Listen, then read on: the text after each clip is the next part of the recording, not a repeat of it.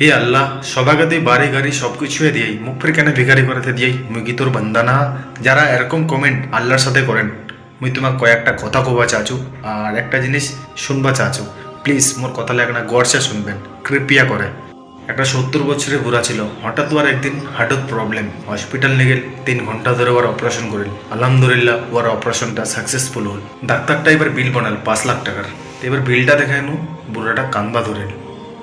তো এবার ডাক্তারটাও পুছে যে তুই কিসের জন্য কান্না করি, তোর মনে হচ্ছে যে তুমি তোর বিলটা বাড়াই দিও, চল ঠিক আছে 5 লাখ টাকার জায়গায় তুই মুখ 4 লাখ টাকা দিস কি 3 লাখ টাকা দিস। তো এবার বুড়াটা বলছে যে ডাক্তার মুই ওটার জন্য নি কান্না করু, মুই তো 5 লাখ টাকার জায়গায় 10 লাখ টাকাও দিব পারি। মুই খালি এটাই ভাবু যে তুই মোর খালি 3 ঘন্টা খেয়াল রাখলো তো তোর 5 লাখ টাকা বিল হয়ে গেল।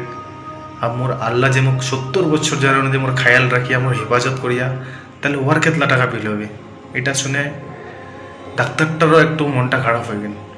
আর তুই ভাবি যে তোকে দিয়া কি দেখ, কারো প্রপার্টি দেখানো হিংসা করিস না, কারণ ওই ওটা কামালে কি আল্লাহ ওকে দিয়া তোরটি দেওয়া ছিন্ডে নুড়ি নিয়ে আয় দেয়।